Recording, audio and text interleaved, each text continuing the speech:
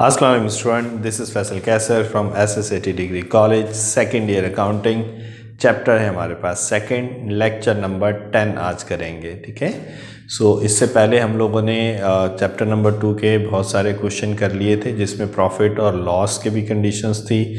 एक कंडीशंस मैंने पढ़ाई थी कि जिसमें ना प्रॉफिट है और ना लॉस है। ठीक है, आज हम एक अलग तरह से बिल्कुल डिफरेंट टाइप का जो क्वेश्चन है वो मैं जिसे कहता हूँ आज वो करवाऊँगा। ठीक है, थोड़ा सा स्टार्टिंग में जिसे कहते हैं बोरिंग कह सकते हैं या थोड़ा सा जिसे कहते हैं डिफरेंट टाइप का आपको फील होगा, लेकिन ये जो क्वेश्चन है इंशाल्लाह आपको बहुत अच्छे से आसानी से समझ आ जाएगा। लेकिन क्या है कि थोड़ा सा डिफरेंट क्वेश्चन, एक हट कर क्वेश्चन है हमारे पास से। क्लियर है? ओके जी, हम क्वेश्चन की तरफ चलते हैं। ठीक है, अच्छा ये क्वेश्चन है जैसे पहले आपने रिटर्न फॉर्म में देखते होंगे। ठीक है, ये अब लाइक रिटर्न फॉर्म एक बना हुआ है, पूरा एक स्ट्रक्चर उन्होंने पहले से हमें दिया हुआ है कि पार्टनर्स हैं ए बी और सी, उनके कैपिटल बैलेंस है, नेट इनकम सब उन्होंने गिवन किया हुआ है हमें। ठीक है, नेट इनकम है 1,60,000, सैलरी दे दी है 3,000 पर मंथ तीनों को, इंटरेस्ट दे दिया उन्होंने कहा 5% कैपिटल बैलेंस पे। ठीक है, ये पूरा क्वेश्चन है। कमीशन 8,000 है बी को, बाकी किसी को नहीं मिला। बैलेंस, अब इन्होंने यहाँ पे क्वेश्चन मार्क लगाए हुए, इसका बैलेंस, इसका बैलेंस, इसका बैलेंस। अच्छा, यहाँ पर उन्होंने टोटल हमें दिया हुआ है। ठीक है, कि जो बैलेंस में बचा हुआ है वो बैलेंस में कितने बचे हुए हैं हमारे पास 14,000 रुपये।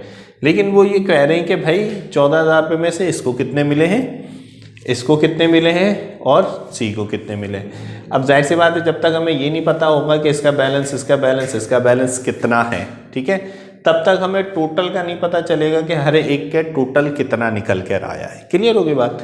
अच्छा, अब इस चीज़ के लिए नीचे उन्होंने एक हमें डिटेल रिक्वायरमेंट दी हुई है। रिक्वायरमेंट क्या है? Complete above income distribution summary. ठीक है, इनकम डिस्ट्रीब्यूशन समरी हम लोग बनाते थे। इनकम डिस्ट्रीब्यूशन समरी हम लोगों ने बनाया है। उन्होंने कहा है कि show the distribution of balance 14,000 income under the each of the following, हमारे पास जिसे कहते हैं सेपरेट अकाउंट्स उन्होंने दिए हुए हैं। क्लियर? अब उन्होंने नंबर 1 में कहा कि भाई ये जो आपने फिल करना है ना इनकम डिस्ट्रीब्यूशन समरी, कह रहे हैं कि बैलेंस को डिवाइड कर दो इक्वली। अब बैलेंस कितना था मेरे पास 14,000 रुपये, इसको इक्वली क्या करना है, डिवाइड करना है। फिर उसी तरीके से बैलेंस कह रहे हैं डिवाइड करो 5:4:2 के हिसाब से डिवाइड कर दो। नेक्स्ट है उसने कहा सेम यही क्वेश्चन, बैलेंस जो डिवाइड करना है 50%, 30% और 20% के हिसाब से क्या कर दो, डिवाइड कर दो। सेम यही क्वेश्चन मैं जाहिर सी बात है यहाँ पर कॉपी कर लिया। सेम क्वेश्चन, ये जो रेड में जो मैंने वैल्यू लिखी हुई है ये आंसर है, यानी ये क्वेश्चन मार्क है। ठीक है, ये क्वेश्चन था ना, ये सारे क्वेश्चन मार्क हैं। ठीक है, अब जाहिर सी बात है मुझे क्या करना है, इसका आंसर लिखना है। मैं क्या करूँगा, सेम इसी तरीके से क्या कर दिया मैंने, कॉपी कर दिया। अच्छा, कॉपी करने के बाद उन्होंने कहा था कि भाई ये जो आपके पास 14,000 है, ठीक है, इसको हमें डिवाइड करना है। किस तरह डिवाइड करना है? इक्वली। उन्होंने पहली कंडीशन क्या थी, इक्वली। इक्वली का मतलब ये देखिए मैंने पहली कंडीशन करी हुई है, बैलेंस डिवाइडेड इक्वली, यानी 14,000 डिवाइडेड बाय 3 कर दिया मैंने। ठीक है, अच्छा 4,666 आ गए। ठीक है, तो मैंने लिख दिया 4,666.66। अच्छा, जब इस तरह की बात आती है ना, ये 0.33 या 0.66, तो याद रखें कि इसके लिए बेहतर है कि पहले आप कम वाला लिखें यानी 0.66, अगले दो में हमेशा 0.67, तो फिर आपका आंसर जो है वो क्या होगा, इक्वल बनेगा। ठीक है, अदरवाइज फिर ये होगा कि आपका 1 या 2 नंबर का क्या आ सकता है, डिफरेंशिएट आ सकता है। तो जब मैंने 14,000 को डिवाइड करा 3 से, तो मेरे पास कितना आ गया 4,666.66। तो मैंने एक को क्या कर दिया 0.67 कर दिया, सॉरी 2 को 0.67 कर दिया और एक को मैंने 0.66, यानी 4,666.66, 4,666.67, 4,666.67, ये मैंने 14,000 डिवाइड कर दिया। अब जाहिर सी बात है हमें इसको टोटल भी करना है, तो मैंने बताया कि यहाँ से लेके यहाँ तक आपको क्या करना होगा, इसको सम करना होगा। जब मैंने इसको सम किया तो मेरे पास 55,666.66, इसको सम किया तो 58,666.67, इसको प्लस करा तो 45,666.67। सो टोटल करेंगे तो मेरे पास कितना आ जाएगा 1,60,000। ये मेरे पास क्या हो गया, एक पूरा कंप्लीट क्वेश्चन सॉल्व हो गया। क्लियर हो गई बात? ओके जी।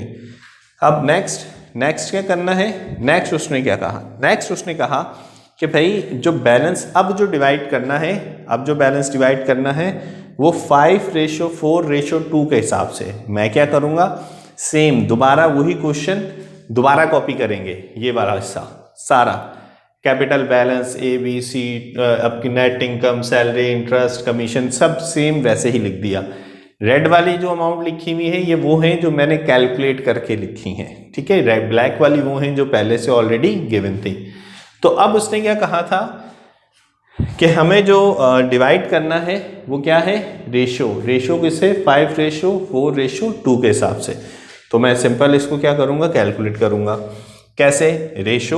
रेशो को मैंने सम करा, रेशो 5:4:2, सम ऑफ रेशो कितना आ गया 5:4 + 2, टोटल कितना आ गया 11।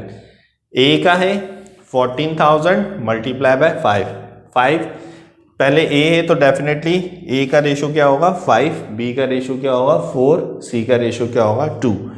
सो 14,000 × 5 डिवाइडेड बाय 11, 6,364। फिर बी का करेंगे 14,000 × 4 डिवाइडेड बाय 11, 5,091। फिर सी का 14,000 × 2 डिवाइडेड बाय 11, ठीक है। डिवाइडेड क्या है मेरे पास 11, तो आंसर कितना आ गया 2,545। जाहिर सी बात है जो बैलेंस है वो सारा मैंने यहाँ से कैलकुलेट कर दिया, मैंने लिख दिया। ए का हिस्सा कितना है 6,364, 5,091, 2,545, ये मैंने इसको डिस्ट्रीब्यूट कर दिया जैसा उन्होंने कहा था हमें, ठीक है। ओके जी। फिर इसको मैंने क्या किया, यहाँ से लेके यहाँ तक क्या कर लूँगा, मैं इसको सम कर लूँगा, ठीक है।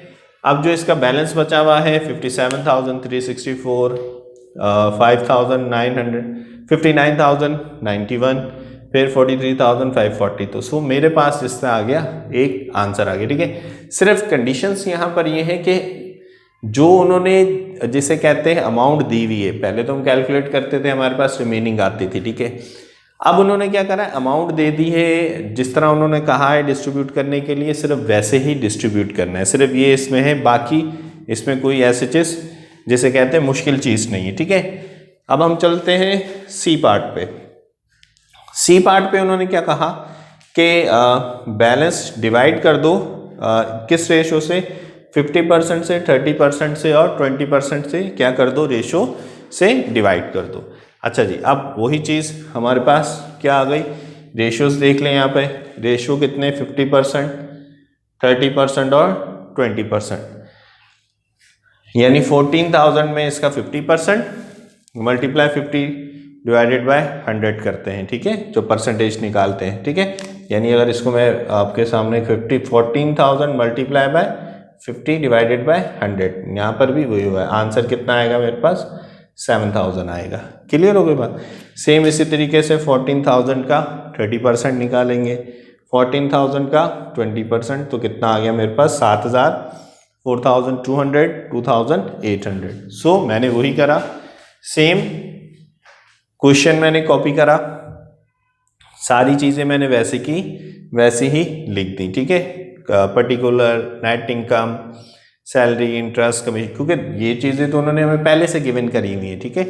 जो मैंने सिर्फ जो है जिसे कहते हैं बैलेंस, ठीक है, जो बैलेंस है यहाँ मैंने रेड में नहीं लिखा हुआ, ठीक है, रेड में है ये सारी चीज़ें।